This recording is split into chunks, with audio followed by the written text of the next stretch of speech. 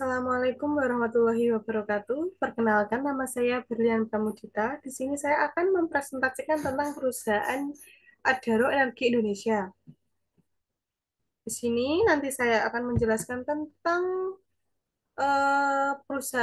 profil perusahaan, yang kedua tentang kode etik perusahaan, yang ketiga tentang manajemen risiko, yang keempat tentang manajerial perusahaan dalam strategi pemasaran, yang kelima yaitu tentang tanggung jawab sosial perusahaan terhadap lingkungan.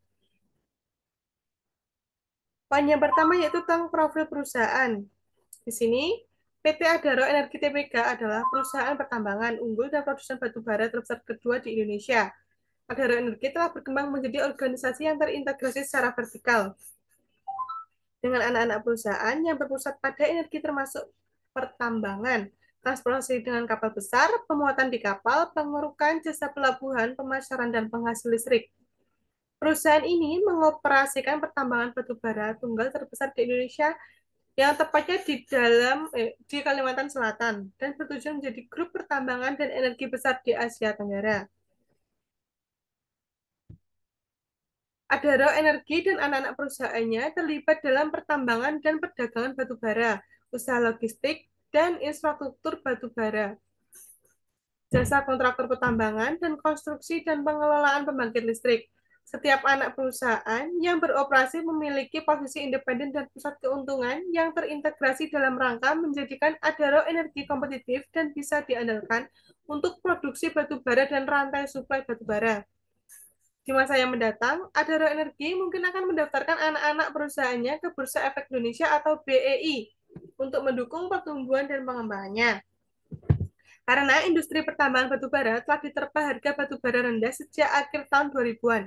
Adaro Energi semakin terfokus pada sektor pembangkit listrik melalui pembangunan pembangkit listrik tenaga batubara.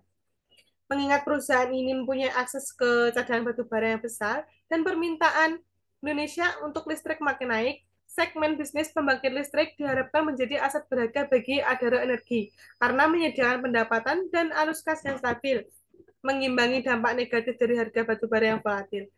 Di tengah pertumbuhan ekonomi yang solid, permintaan listrik di Indonesia diperkirakan naik hampir 3 kali lipat menjadi 17 kuadriliun BTUS pada tahun 2030. Yang poin kedua yaitu tentang kode etik perusahaan. Di sini PT Adaro itu memiliki visi, yang itu visinya menjadi grup perusahaan tambang dan energi Indonesia yang terkemuka. Untuk misinya, Adaro bergerak di bidang pertambangan dan energi untuk yang pertama memuaskan kebutuhan pelanggan, yang kedua mengembangkan karyawan, yang ketiga menjalin kemitraan dan pemasok, yang keempat mendukung pembangunan masyarakat dan negara, yang kelima mengutamakan keselamatan dan kelestarian lingkungan, dan yang terakhir yaitu memaksimalkan nilai bagi pemegang saham. Poin ketiga itu tentang nilai-nilai perusahaan. Di sini perusahaan adalah memiliki 5 poin yaitu tentang integrity. Yang pertama itu tentang melindungi aset perusahaan dan penyalahgunaan, pencurian dan penggunaan yang tidak sah. Yang kedua memprioritaskan kepentingan perusahaan di atas kepentingan pribadi. Dan yang ketiga hanya memberikan data dan informasi berdasarkan fakta. Nilai yang kedua yaitu tentang meritokrasi. Yang pertama itu bersaing dengan adil dan beretika. Yang kedua mendukung pengembangan bawahan. Dan yang ketiga menilai kinerja karyawan. Nilai yang ketiga itu openness atau terbuka. Yang pertama itu tentang berani menyampaikan pendapat yang berbeda. Yang kedua berani mengakui kesalahan. Dan yang ketiga itu terbuka terhadap masukan yang membangun. Nilai yang keempat itu tentang respect. Yang pertama yaitu berperilaku baik terhadap orang lain dan menghindari penggunaan yang kasar. Yang kedua memperlakukan semua orang dengan rasa hormat dengan menghargai perbedaan. Yang ketiga itu tentang menunjukkan rasa hormat kepada orang lain dengan mendengarkan mereka dengan penuh perhatian. Dan yang poin terakhir, yang kelima itu excellence. Yang pertama itu melaksanakan plan, do, check, and action secara konsisten. Yang kedua memberikan upaya yang terbaik. Dan yang ketiga itu berusaha memaksimalkan mungkin untuk melampaui harapan pelanggan. Kode etik perusahaan di sini ada 15 kode etik, yaitu yang pertama tentang ruang lingkup. Yang kedua kepatuhan terhadap peraturan perundang-undangan. Yang ketiga tentang tanggung jawab kepada pemegang saham. Yang keempat komunikasi dengan pemegang saham atau investor. Yang kelima perdagangan oleh orang dalam dan penggunaan informasi perusahaan. Yang keenam tentang anti korupsi dan anti fraud. Yang ketujuh menghindari benturan berkepentingan. Yang kedelapan tentang tanggung jawab dan kebijakan terhadap karyawan. Yang kesembilan tentang tanggung jawab dan kebijakan terhadap pelanggan. Yang ke-10 tentang tanggung jawab dan kebijakan terhadap pemasok. Yang 11 tentang tanggung jawab terhadap masyarakat. Yang ke-12 aset yang dimiliki perusahaan. Yang ke-13 itu keselamatan, kesehatan kerja, dan lingkungan hidup. Dan yang ke-14 pemenuhan hak-hak kreditur. Dan yang terakhir itu kode etik tentang keterbukaan informasi. Poin yang keempat itu tentang manajemen risiko. Di sini prinsip-prinsip utama manajemen risiko yang tertuang dalam kebijakan manajemen risiko grup Adaro adalah sebagai berikut. Yang pertama itu dipahami. Harus dipahami terlebih dahulu sebelum mengambilkan keputusan bisnis yang penting. Yang kedua terintegrasi, yaitu maksudnya terintegrasi dengan siklus manajemen perusahaan dan menjadi bagian dari proses perencanaan, baik di tingkat operasional maupun strategis. Yang ketiga itu menjadikan bagian dari pengambilan keputusan, di mana digunakan dalam memilih keputusan yang tepat dengan mempertimbangkan informasi mengenai paparan risiko yang terkandung dalam masing-masing pilihan. Yang keempat itu tentang dikelola. Maksudnya di sini itu dikelola untuk menangani ketidakpastian, membentuk mekanisme pengendalian, memaksimalkan peluang, dan meminimalkan dampak negatif. Dan yang terakhir itu prinsipnya yaitu sistematif, terstruktur, dan tepat waktu. Di mana yang dimaksud dengan sistematis, terstruktur, dan tepat waktu itu diterapkan secara sistematis dan terstruktur dan tepat waktu di grup Adaro untuk menjamin hasil yang efisien dan andal. Berdasarkan informasi terbaik tersedia. Maksudnya di sini dikelola menggunakan semua informasi relevan yang tersedia dengan maaf, adanya kemungkinan bahwa beberapa informasi penting tidak dapat diperoleh.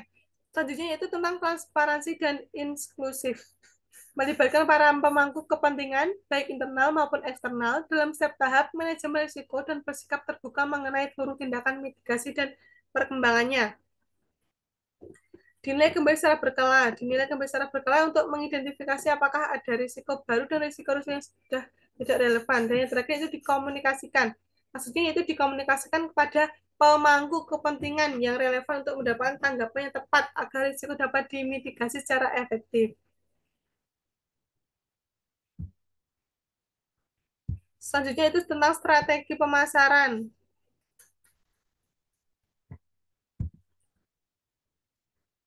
Yang pertama itu strategi produk. Produk batu bara adalah jenis sub bituminus dengan tingkat energi sedang yang merupakan salah satu bahan bakar fosil terbersih di dunia berkat kandungan sulfur, abu, dan nitrogennya yang sangat rendah. Merek dagang batu bara ini tak dikenal di pasar global dengan nama Enviroqual.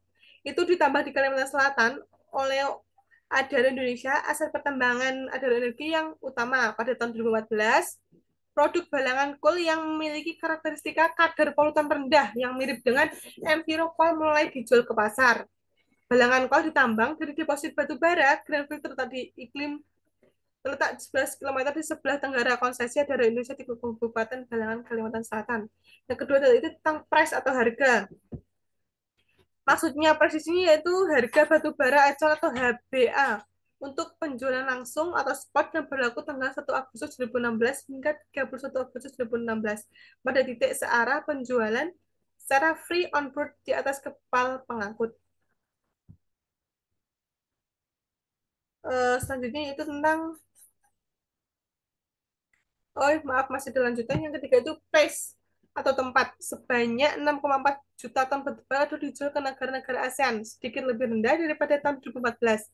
Tetapi Adaro tetap optimis dengan melihat tanda-tanda penetrasi ke pasar-pasar baru Asia Tenggara seperti Bangladesh dan Vietnam.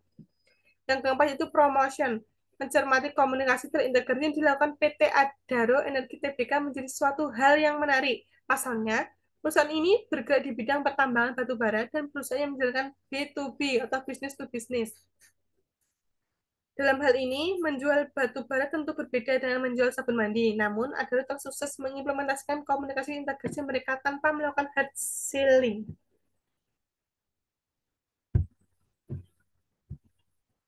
Dan yang terakhir yaitu tentang poin tanggung jawab sosial terhadap masyarakat. Di sini CSR adalah singkatan dari Corporate Social Responsibility yang merupakan istilah untuk menunjukkan tanggung jawab sosial yang harus dilakukan oleh perusahaan terhadap masyarakat dan lingkungan sekitarnya.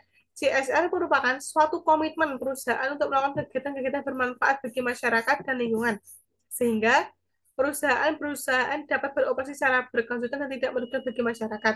Dalam prakteknya, CSR dapat berupa berbagai kegiatan seperti yang pertama itu mengadakan program-program kemanusiaan seperti memberikan bantuan kepada anak-anak yatim, orang tua, atau warga miskin.